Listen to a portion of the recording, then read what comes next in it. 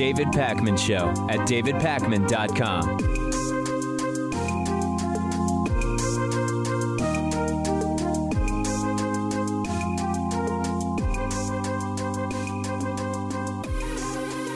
So I've noted this a few times already. If we are going to deal with the current pandemic in a way that would even come close to being called successful, and again, now when we talk about success, we're talking about how much can we limit the number of people who die, because the number is climbing rapidly, and it's a question of limiting that number, sadly. If we're going to deal with it in anything that would approximate a success, it's going to likely depend on our state governors. It's not going to happen because Donald Trump's direction gives some kind of unified and well-appointed, well-crafted strategy. And in fact, we're seeing Donald Trump increasingly push in the other direction. It's becoming very much obvious that Donald Trump is all but completely committed to reopening the country, letting it rip, as Dr. Anthony Fauci sort of characterized it, on Easter Sunday, April 12th. Now, it's still possible that the numbers will be so ugly by that point, and we'll look at the numbers later, and it seems to be going in that direction. It's possible that the numbers will be so ugly that Donald Trump will be talked out of it, even by people as incompetent as Jared Kushner, who apparently has a hand in everything. He's supposedly going to be, not only is he going to fix the Israeli-Palestinian conflict, Jared Kushner is expected, I guess, to deal with coronavirus as well, despite having no experience whatsoever in infectious disease. And we've been thinking about how different state governors are likely to react to Donald Trump wanting to let it rip on April 12th. Because remember, still now at nearly the end of March, more than half of state governors have done nothing yet. As of 2 days ago, 30 of 50 states had no state level directives about shutting down non-essential businesses, self-isolation, staying home, schools, etc. Now, many of those states had individual cities that may have made such determinations, but 30 of 50, that's 60%, right? That's 3/5, weren't even doing anything yet. Imagine the insanity of talking about let's open it back up when 30 states haven't yet even closed anything down. It's completely crazy. So when they talk about April 12th, understand that many states, nothing's changed. Those states are just standing by and it's business as usual, which makes this all the more absurd. They're going to reopen from never having closed. But the most important thing here is if there's anything positive, and we're desperately looking for silver linings every day, and there aren't many, it does seem that more and more governors are just not going to follow Donald Trump's direction. They are going to say no to Donald Trump, and they're going to do what's right for their state, which is likely to stay shut down for what is unfortunately a relatively long period of time. We've got New York Governor Andrew Cuomo, clearly not on the same page as Donald Trump, and talking about more closures, more limitations as we get into April and eventually going into May. California Governor Gavin Newsom, he's very clearly operating under a completely different sort of set of facts based on the last thing he said, the extension of stay-at-home orders in California. It's going to go for a while. Even in Texas, where Lieutenant Governor Dan Patrick has been completely unhinged in talking about sacrificing grandparents in order to save the stock market for their grandchildren, you even have the governor there, Texas Republican Governor Greg Abbott, who's pretty bad. He now is at least endorsing the stay-at-home orders that individual cities in Texas have put in place. I know it's not that much. They're doing it anyway. It doesn't change anything that Greg Abbott endorses it, but it is a good sign. And then you've got Arizona Governor Doug Ducey, who says public health must come before the economy. Yeah, that's true. South Dakota Governor Kristi Noem says business activity must be limited, not relaxed at this time. And in many ways, this is going to become, and it is a story already, about states' rights versus the federal government, which is an issue that is a common political debate. But I certainly didn't expect on day one of this fiasco that one of the greatest determinants as to how this goes was going to be the issue of states' rights versus the federal government. And it probably wouldn't be the issue if we had competent science-based leadership coming from the Oval Office rather than doctors stand on stage, but they basically shut their mouths while Donald Trump brags about this, that, and the other thing that he claims he did, while sometimes during these press briefings, not even talking about the case numbers or the death toll. It's very difficult to imagine now, thinking about Massachusetts. I don't see Republican Massachusetts Governor Charlie Baker and a lot of other governors jumping on board with April 12, especially when we are hearing about more school closures, more business closures, extending the school closures here in Massachusetts and in other places. And especially when you look at the numbers, which we will look at later, I hope that governors will maintain sanity. Now, interestingly enough, the governor of Mississippi, Tate Reeves, he's going crazy to stop abortions during the coronavirus pandemic, but he's very much welcoming the idea of a wide open on April 12th. We know, of course, that Mississippi's health system is a disaster. We know that the underlying health conditions impact coronavirus mortality rates drastically. It could very quickly get very, very ugly in Mississippi for Tate Reeves. We'll be watching that. And then there are even discussions starting about the possibility of states actually putting in checkpoints at their own borders. Imagine, for example, that you have certain states that are all in with "we've got a distance," whereas other states are all about "let it rip." You could conceivably have state governors wanting to set up checkpoints at their borders, which is a very complicated legal thing to do. In the United States, freedom of movement between states is determined by what's called the Privileges and Immunities Clause of the Constitution. And it is a pretty significant restriction on states being able to erect barriers or block entry to states. Free movement between states is in the Constitution. It's very difficult to do that. If it gets to that point, imagine that Louisiana takes it seriously, but Alabama doesn't or whatever. You could very quickly see that hypothetical conflict become a very real legal conflict in some of these states. Last thing I want to come back to here. From the beginning, right-wing media choosing to entertain Donald Trump's completely delusional perspective on all of this has done such drastic and permanent damage. It has led to nearly half the country, or more than half the country by states, maybe not by population, to essentially believe that this is no big deal, that it is going to kind of just take care of itself. We don't have to do anything. That is a belief that will increase the death toll. The death toll is already higher than it otherwise would be if every state back in whatever the date was, March 15th or so, where more and more states started taking this seriously, had said, we're going to shut the whole thing down. Now, Donald Trump seems increasingly indifferent to the death toll. He instead, during his press conference, talks about stock market, how much money he's going to give businesses, how quickly he can get businesses reopened. No mention sometimes of the death toll. Even of testing, there's barely mentioning sometimes, until Donald Trump now got his hands on this talking point of we've tested more people in 8 days than South Korea did in the previous 8 weeks or something, of course, ignoring the fact that we're a far larger country with many more people. We're in real trouble here. And I'm hoping, because we're desperate for some kind of silver lining, I'm hoping governors will help, except they've got to all get on the same page. And right now they are not. 20 governors doing something, 30 governors doing nothing.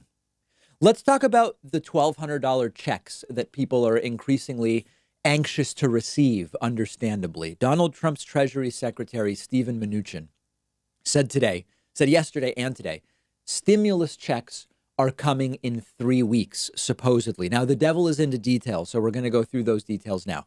The Senate, remember, has passed a $2 trillion stimulus bill. The House hasn't yet passed it. They're expected to pass it tomorrow, Friday. Hopefully that happens. Hopefully Trump signs it.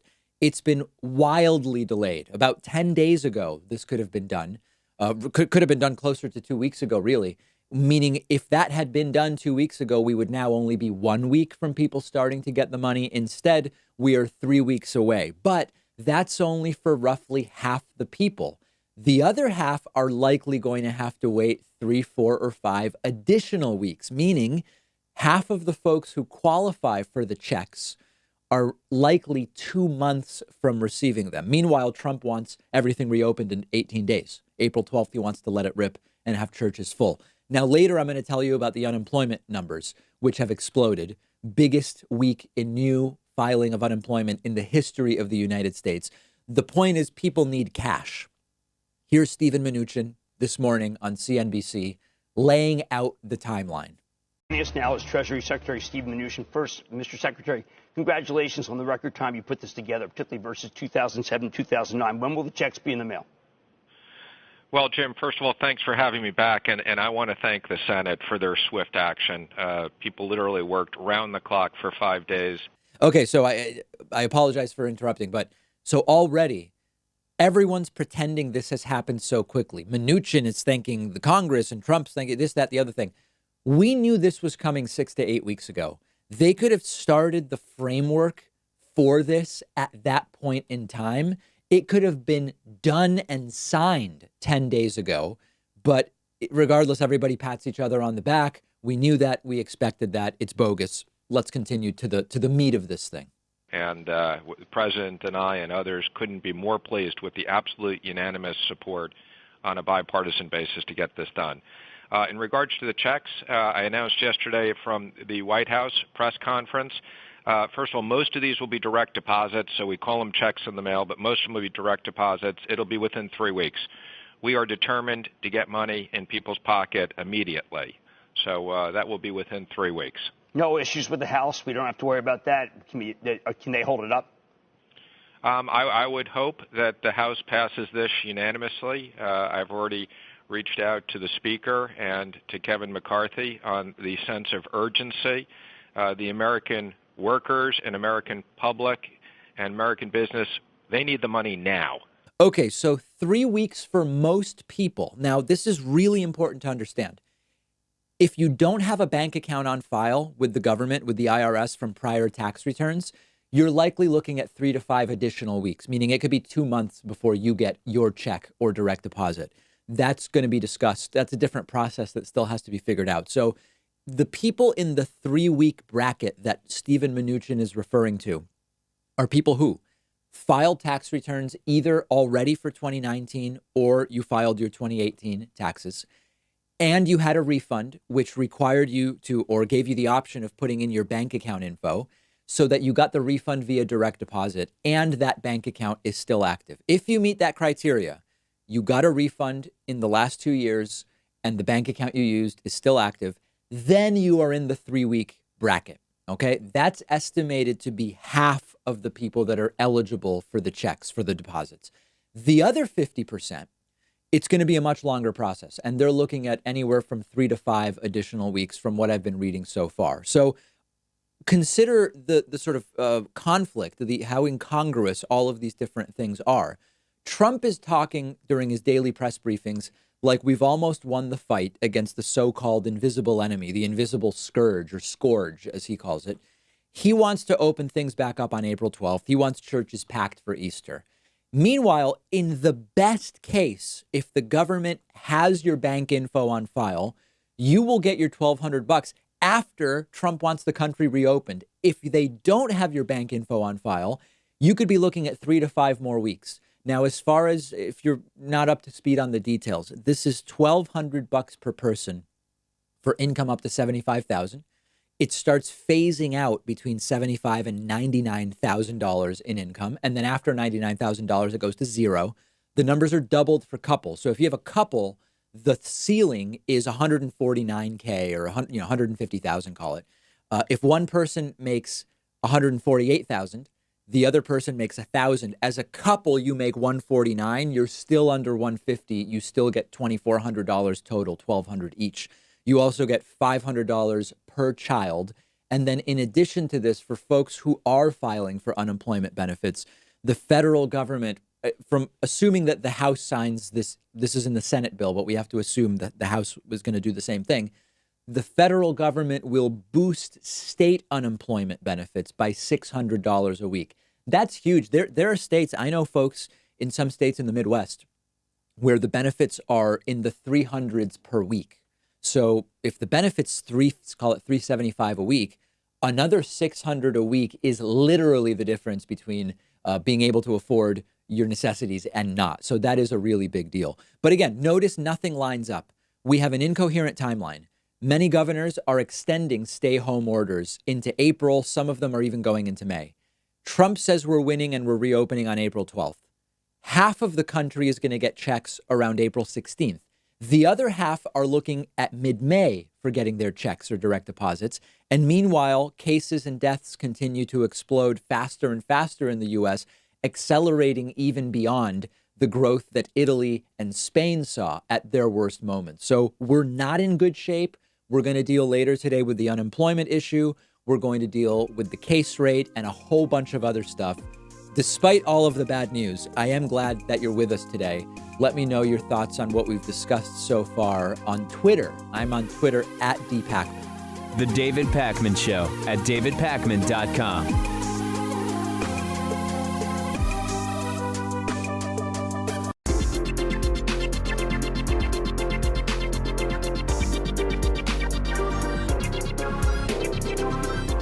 The David Pakman Show at davidpakman.com. Today's new members of the day are Sharon Alexander and Logan Tate. Thank you so much. You know, the situation is getting more and more difficult for everybody. Understandably, subscribing to progressive independent media shows falls very, very low on the priority list for a lot of people. You've got food, rent, transportation, gas, toilet paper, as we are learning, you know, all of that stuff. So a lot of people are tightening their belts. We are taking a lot of membership cancellations for sure. And I particularly appreciate the folks that are signing up with what's going on. Sharon and Logan, two of those people. Also want to say thanks to Kevin Brewer, who has been a member for almost 5 years and is today's longtime sustaining member of the day. Thank you, Kevin. You can grab a membership. It's quick. It's easy. You continue to get the bonus show, including now with producer Pat joining us from his home gym, where people have been very impressed by Pat's ping pong table and his punching bags and everything he's got going on. So you can see that on the bonus show and a lot of other great perks. Sign up at joinpakman.com. Discount code is available. That code is ThisIs2020. This is 2020. Saves you 40% off of membership. Okay, we have had a continued explosion with the David Pakman Show Reddit. I guess with people staying home, a lot of people are hanging out on Reddit. We now have more than 18,000 of our viewers and listeners participating at davidpakman.com/Reddit. A few posts that caught my eye this morning. Article from CNN. A group of young adults held a coronavirus party in Kentucky to defy orders to socially distance. Now one of them has coronavirus. You know, these stories, I mean, listen, I never take pleasure in people getting sick, getting an illness, having to be hospitalized, dying, or anything like that. If these boneheaded decisions, the decisions that come from minimizing or even sometimes mocking coronavirus, if these decisions only impacted the decision makers, I wouldn't really care that much. Like, you know, I'm not going to be cheering that these people, these young adults get coronavirus. But if they are the only ones affected by it, okay, that's a decision that doesn't affect anybody else. But much like secondhand smoke, but to a much greater degree, they're having and spreading coronavirus will get more people who will not make it to be infected. It'll get older folks with comorbidities who are more likely to die infected.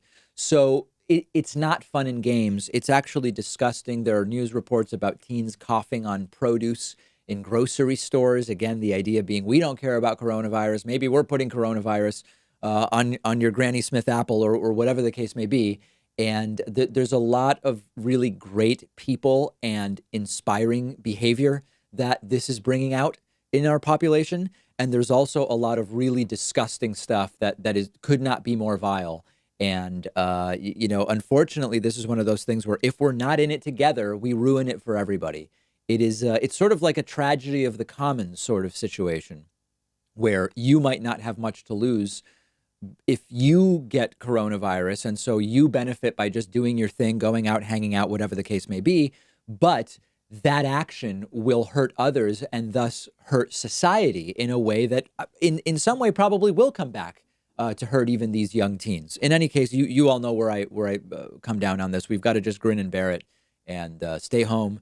And 30 of 50 states still haven't even started doing that. Also from the David Pakman Show Reddit, HB420 posted, Biden leads Sanders by 18 and 19 in 2 new polls. How do we blame the mainstream media for this, given that Biden has been AWOL? Where's Joe? And 2, the mainstream media has been singularly focused on COVID-19. Well, it depends who you ask. There are people who say, before all this got going, Biden was up 18 or 19. Now no one's talking about it at all. So Biden remains up 18 or 19. Now, on the other hand, there continue to be, a lot of the folks that believed that during the Bernie Biden debate, Biden would implode so ferociously that Bernie would take the lead. Some of those same folks have been saying Biden's done like 2 streams about coronavirus and they've been terrible, where Bernie is doing many more streams and they're good. This is going to flip the polling numbers. It just doesn't seem to be happening for whatever reason. And now the big question is, will there be any other debates as we get closer to future primaries? If primaries stop being postponed, and we were supposed to have one 2 days ago in Georgia, that's been postponed. Puerto Rico was supposed to vote in 3 days, that's been postponed. I don't know when the next actual primaries are going to be. Joe Biden is starting to say, I think we've debated enough. Bernie Sanders' campaign saying, no, debates are good. And we will see whether there is any event that changes the trajectory. Also, the idea that coronavirus itself will, in many people, make it so clear that Bernie's healthcare policy would be far better suited to deal with a pandemic than that of Joe Biden, and that will create a shift in the polls. We've been hearing that for 10 days, and that shift has not yet happened. So I remain skeptical that we are going to see that. Lastly, from the David Pakman Show subreddit, yes, a user named Subutai617 posted a link to the infamous Ron Paul coronavirus hoax episode that Ron Paul did. Ron Paul, of course, the father of Senator Rand Paul. Ron Paul, a former Republican congressman. Rand Paul, a current Republican senator. Rand Paul now has the virus. And Ron Paul previously called it a hoax. Now, it's important to mention, if you go and listen to that episode, Ron Paul was not saying coronavirus itself is a hoax, like denying that it exists or anything like that. But he was, of course, taking this kind of wacky libertarian perspective about how the exaggeration of the hoax is the way that coronavirus is being used to potentially encroach on civil liberties and, the sort of standard libertarian talking points. Still, the contrast between Ron Paul publishes an episode called The Coronavirus Hoax, Rand Paul gets the virus and then continues hanging out at the Capitol Hill, at the Senate gym and other places after being tested, but before getting his positive result. Not good. And again, we can't listen to these people. And I'm glad that most libertarians are shutting their mouths during this. The anti-vaxxers also are mostly shutting their mouths. That's a good thing. But I would expect that to start to change if this becomes the new normal and extends for many months, which it very well might. Join the discussion at the David Pakman Show Reddit, davidpakman.com/Reddit. That's REDDIT. Let's get to unemployment. We have a situation right now where to stop the virus from spreading, to stop the invisible scourge or scourge, as Trump calls it, from spreading. Notice, by the way, Trump has not mentioned the Chinese virus in his last 3 press conferences. Clearly somebody got to him, but now the invisible enemy, the invisible scourge is what he says. We need people to stay home. That's the point. For some people, this merely means you work from home and not much changes. For others, for many people, this means their employer is closing down. They no longer have a job, or at least they don't have one until things open back up, which Donald Trump wants to apparently start doing around Easter time. He wants the churches packed for Easter. We now have a report about the number of new unemployment claims this past week, and the number is 3,283,000. This is a staggering number. When you look at new claims per week, going all the way back to the mid-1960s, it is a stunning number. Now, to give you some context, the expected new claims for last week, we get the numbers the week after, so that's why we're looking at last week. This week could be even worse. Expected new claims last week were 1.6 million. That's what we were expecting, economists. Actual claims came in at just under 3.3 million. Actual claims doubling the expected new claims. And for reference, the previous record for new claims in a week was in 1982, when there were 695,000 new claims. Now, of course, you've got to adjust for population growth in the United States, but still a crooked number, to take a baseball phrase. Of course, all these numbers from the U.S. Department of Labor. So this was last week. Now, since the reporting is on a delay, This week's numbers will come in next week.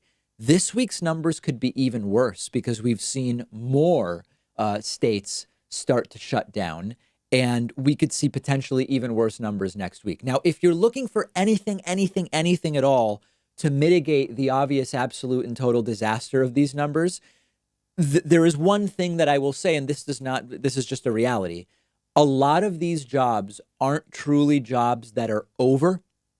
These are furloughs. These are sort of like leaves of absence. And when these businesses can get going again, and not all of them will, a lot of these jobs are very quickly going to come off of the unemployment numbers.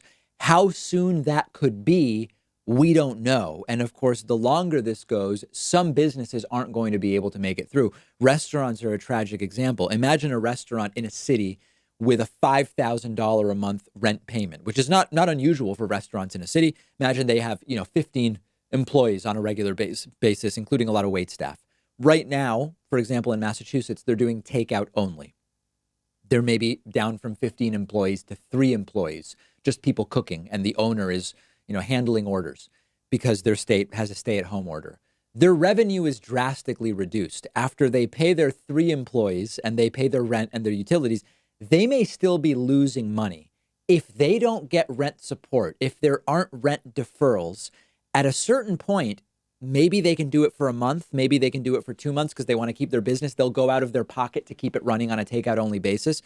But eventually you're going to see these business owners start to just walk away. And that's why we've got to grin and bear it now together at the same time. If 20 states do stuff now and then 5 stop and 6 more start next week, it's not going to work, okay? If half the country does nothing, we're just going to extend this and it's going to be longer and longer. It might be less bad in individual spots for a little while until it's not. We're starting to see Louisiana become a hot spot. We're starting to see places now ramp up the cases. The real path is, and what Trump should say, if Trump is determined to say he wants to reopen on Easter, which is crazy, Trump should say, I want to reopen on Easter, but I need all 50 governors. I need every state to stay home, shut down all non-essential businesses, takeout and delivery only at restaurants, cancel unnecessary medical appointments, no schooling, et cetera, et cetera. Trump should say, I need that for the next 17 days. If you want me to be able to reopen partially, maybe young people in some states, I don't know. If he's determined to do it, say you need all 50 states to do the damn thing, because otherwise it's not going to happen. Otherwise, this is going to extend and the numbers are going to go up and up and up. That's what's happening. And we're going to go look at those numbers a little bit later. Make sure you're following The David Pakman Show on Instagram for continued coverage and funny pictures to add a little levity. At David Pakman Show on Instagram. While you're there, follow me at david.pakman. The David Pakman Show at davidpakman.com.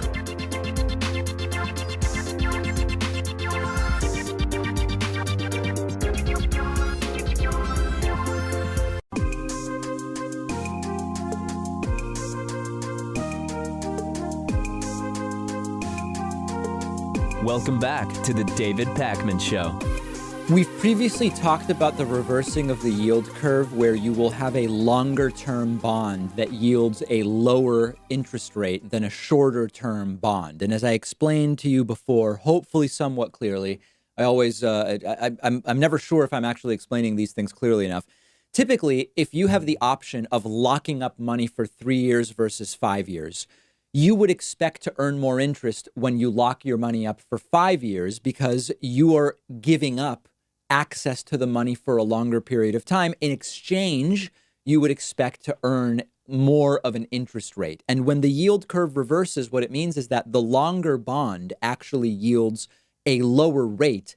And it's a known sign of uncertainty and a negative outlook for the longer future of the economy. If you think the economy is going to be a disaster over a 5-year term, you may be willing to accept a lower yield to tie up the money for 5 years because you expect that during that 5-year period, it may get even worse and you want to avoid a potentially even lower return. That's the sort of idea of a yield curve reversal.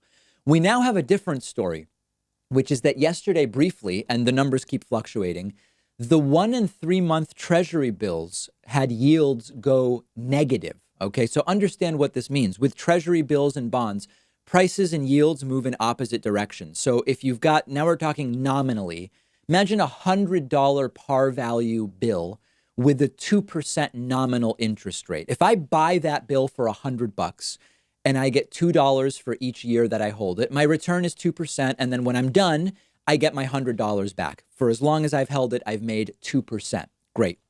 Imagine that the demand for that $100 bond goes up. People want to buy that $100 bond. So even though it's a $100 bond or bill, you might pay $110 for it, meaning you pay $110, you still get your 2% off of the 100, meaning your $2 a year. And then when you give the bond back, you only get $100 back. Remember, you paid $110, you get $100 back because that's the value, the face value of the bill, and you got your $2. Your interest rate, your yield has now gone down, and you have to, of course, account for the $10 that you lost, but then you made $2 a year. You can also add inflation in there, and you find out your real return. When someone says, imagine that the demand went up like crazy, and you bought a $100 bond for $200, it still pays 2% of the $100. You're getting your $2 a year. But when you sell that bond, when you give that bond back and you get the money back out of it, it's a $100 bond. That 2% may not have actually made up enough. You may be losing money in the net. It would be an effective negative yield on that bond. Now, that's the concept of how yields can be negative or positive. Now, what we're talking about now is something a little bit different.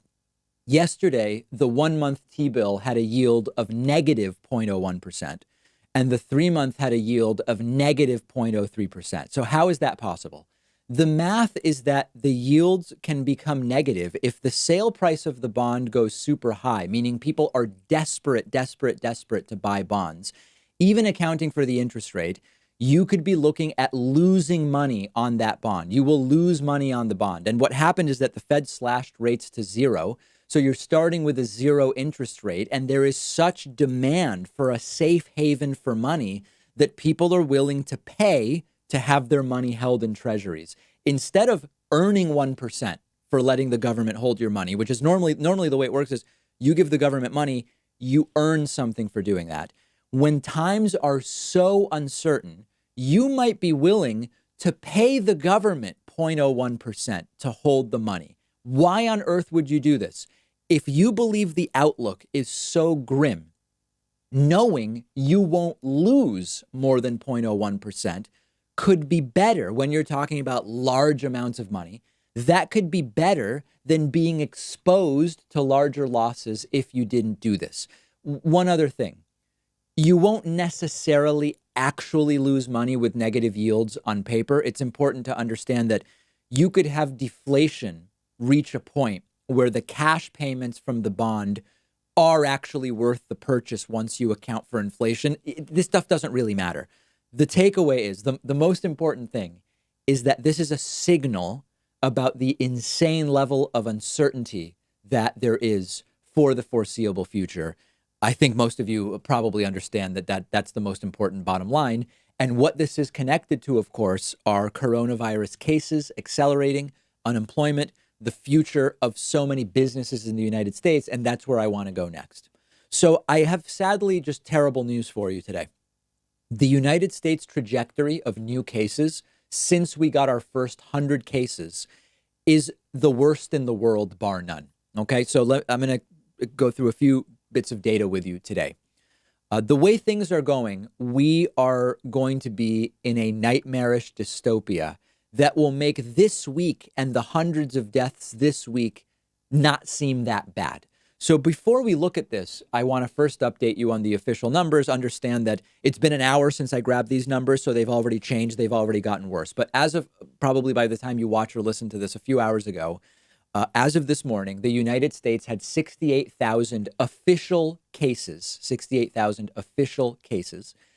The real number of cases, of course, is probably between 4 and 20 times that. So we're looking at anywhere from 275,000 cases, 1.4 million cases. We really don't know because we aren't testing. We are backlogged on testing.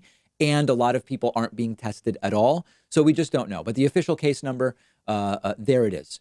In terms of the states, New York currently has just under half of the whole country's cases.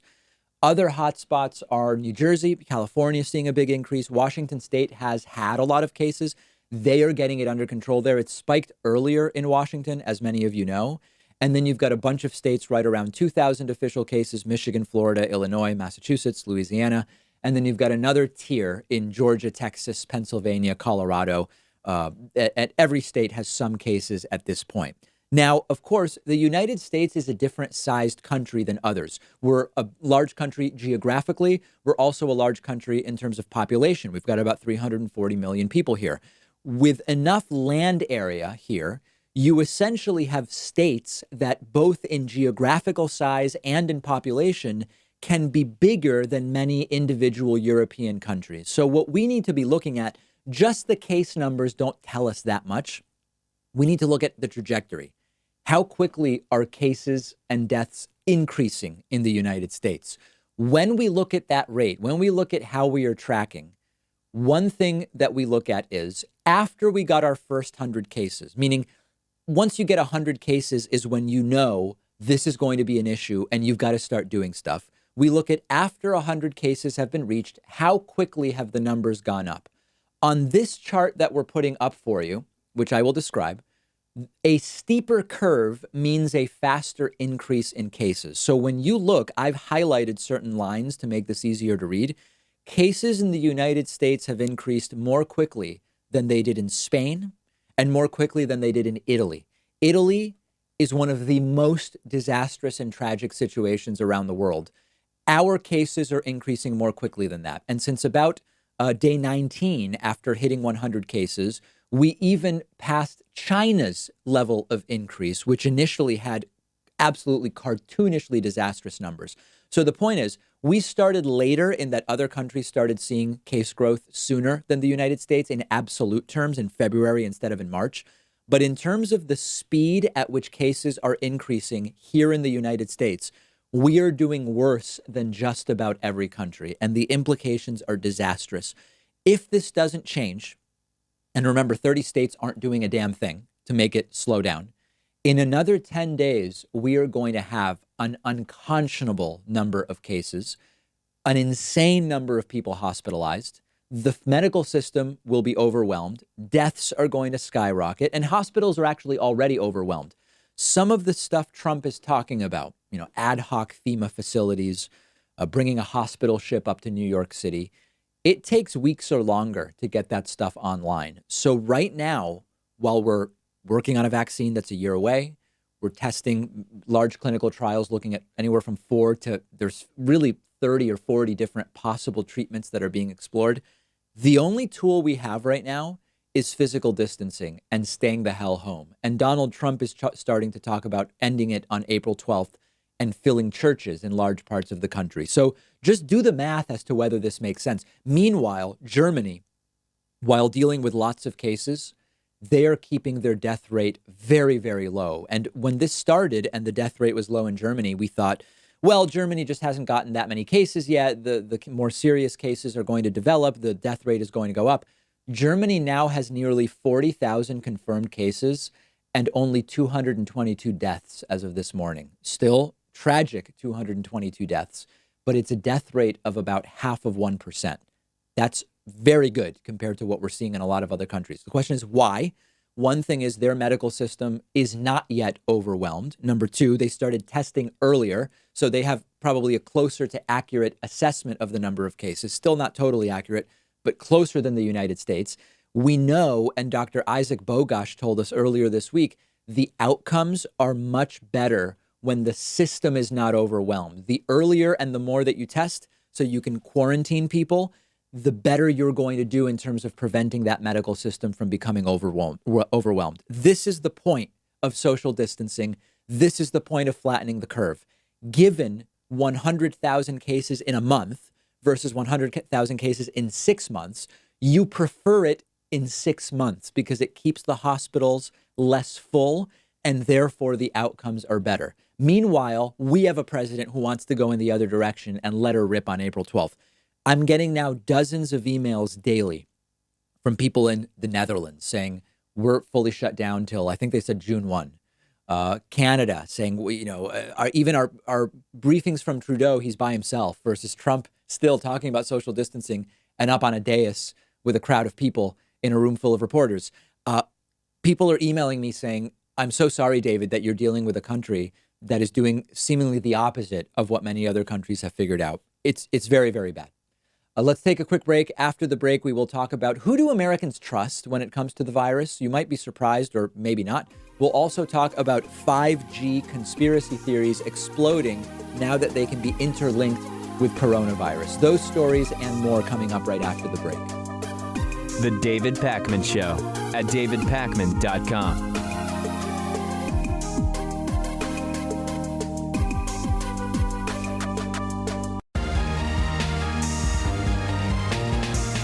The David Pakman Show at davidpakman.com.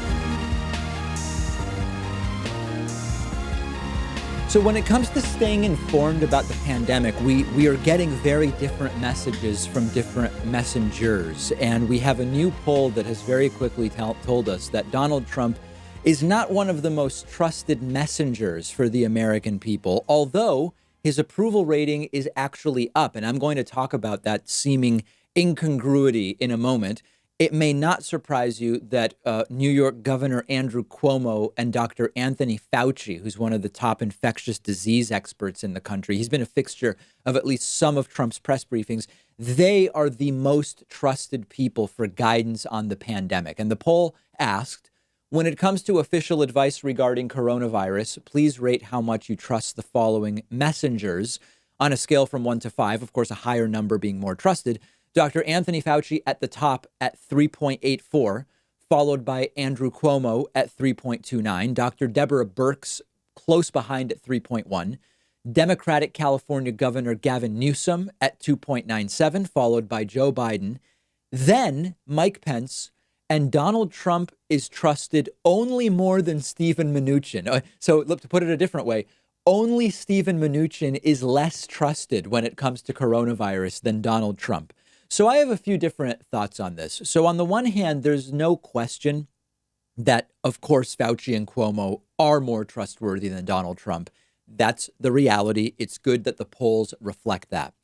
The other side of it is, though, the numbers should be far more stark. I mean, the degree to which Anthony Fauci and Andrew Cuomo present facts and live in the real world compared to the degree with which Donald Trump is living in a fantasy world with just lies and distortions, you would hope that the numbers were more than, a 1 point something points apart.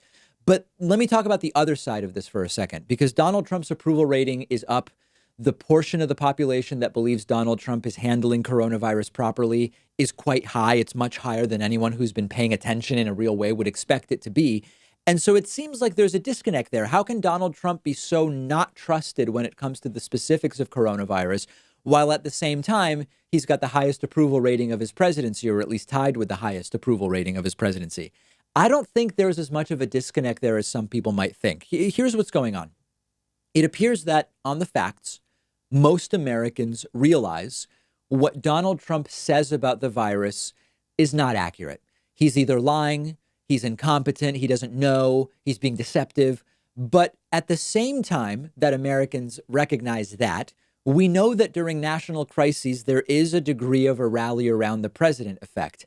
It's only a few points of approval that Donald Trump has gained, and that's probably what explains it. Trump, because of the rally around the president mentality during a crisis, in this case a pandemic, has gained a little bit of approval there. But on the facts, Americans realize that the guy is a buffoon when it comes to coronavirus. Now, there's another issue that's probably a factor. In the United States, we've got very densely populated areas and very rural, depopulated areas. Right now, it's much more the densely populated areas that are having the coronavirus cases and the deaths. So there are probably lots of people who are saying, I'm not seeing many cases in my area. I don't know of anybody who's got it. I'm not hearing about death. So therefore, Donald Trump must be handling this well, while simultaneously realizing when they hear Trump speak that on the facts of the day-to-day, he probably can't be trusted. Now, when it comes to Dr. Fauci, there are more and more questions about how long he's going to be allowed to have a public presence, because he doesn't seem completely on board with every idiotic thing that Donald Trump says, although there's some limit to how much he can express that disagreement publicly. There's no doubt that despite Donald Trump saying 2 days ago, when he was asked, is everything okay with you and Dr. Fauci? He said, of course, of course, of course.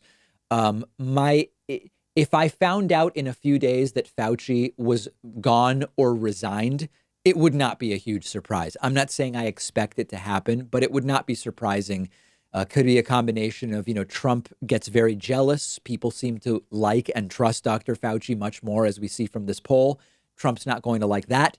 Additionally, Dr. Fauci, I can't imagine, is going to say, let's let her rip on April 12. That could create a point of conflict. It wouldn't be shocking to me if we never see Dr. Fauci again, at least with Donald Trump after a few days. Lastly, let me talk about Donald Trump's daily press conferences.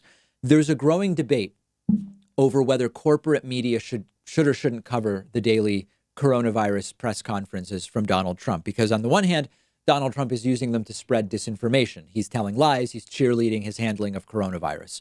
On the other hand, it is the president speaking about a national emergency and a pandemic. So what should corporate media do?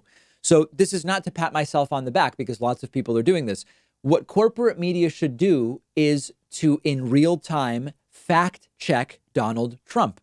You've got to be ready when Trump says things about testing. We've tested more people than anyone. We say we have 340 million people on a per capita basis. That's not true, and that's what matters. When Donald Trump says GM is making ventilators, we point out and we say, no, GM is making a list of parts they would need and figuring out where they would get the parts. That's what GM has done so far. GM is not making ventilators. I don't know that corporate media is willing to do it, because they will take heat from the right if they do that. That would be the responsible way to cover Donald Trump's press conferences, and publicly push for Trump not to be a part of them. Say, we just want to hear from the doctors and the public health experts. That's what they should do. I wouldn't expect them to do it. So we have like this perfect storm of conspiracism and conspiracy theories that are swirling around 5G mobile connectivity. And it is now melding with the coronavirus to create some amazing conspiracy theories. So let me catch you up on 5G. 5G is the fifth generation, as the name suggests, wireless communication technology, and it has the potential really to be a game changer. The download speeds for 5G are in the 1 to 2 gigabit range, depending on which country we're looking at. That is a level of throughput that could revolutionize what's possible with mobile phones and mobile devices, applications, connectivity.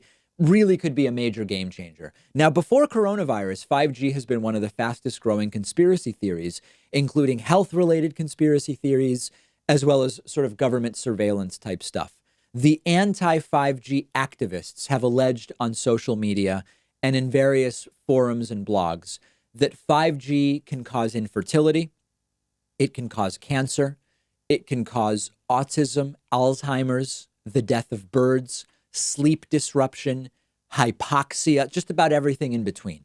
There is no solid evidence that mobile communications networks harm human health. There's a 7-year study on this that has found no risks associated with the technology that is used in 5G communications. And the old conspiracy theories more generally about radio wave radiation are also being revived around 5G, despite those also having been extensively researched and debunked over the last many decades. So then we've got the 5G stuff. In comes coronavirus like a rocket, and a whole new slate of conspiracy theories argue that the two are connected. So I'll tell you about how this works. One of the theories is the real reason for 5G with its fast download speeds is to enable mass live surveillance to in detail know exactly what every person on Earth is doing. Maybe governments are doing it, maybe shadowy organizations are doing it. You combine this with coronavirus and it gets very, very crazy. So one idea is coronavirus originated in China. China has recently turned on some 5G networks. So clearly the two are connected in some way. Now, of course, there's no reason to actually think that. But one thing that's important to understand is that there are two types of 5G signals. There's what's called millimeter wave, and then there's the sub 6 gigahertz 5G signals.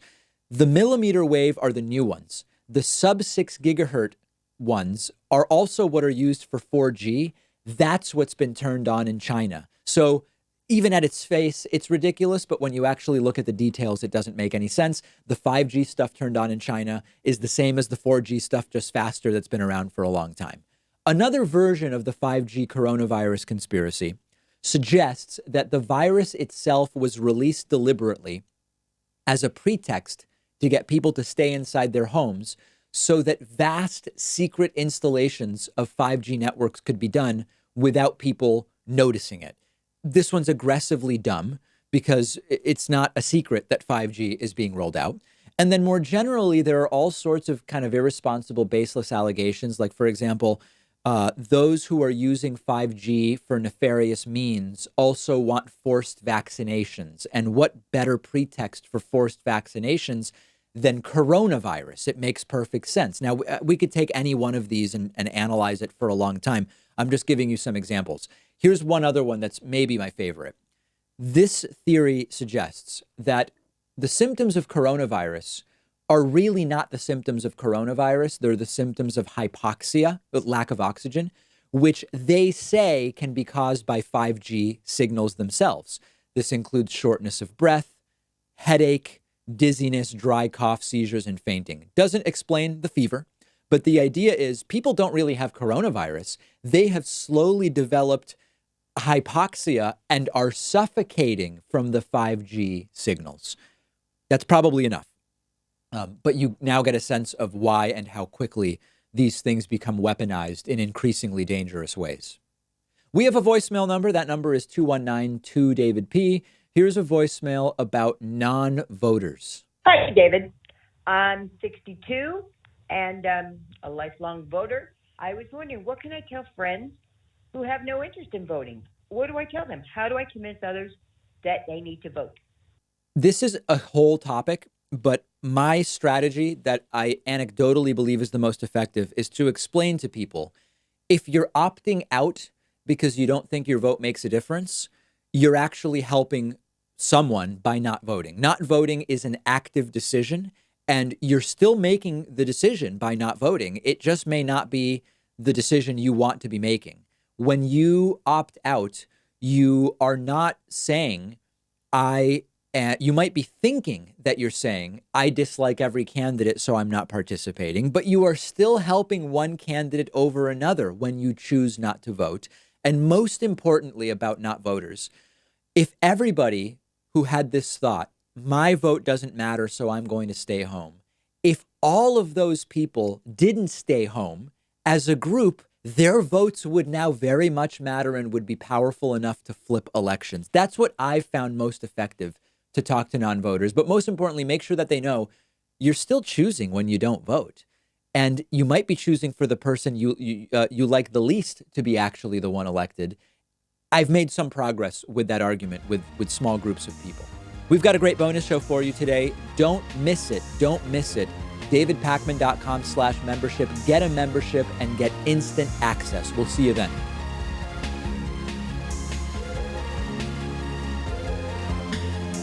The David Pakman Show at DavidPakman.com.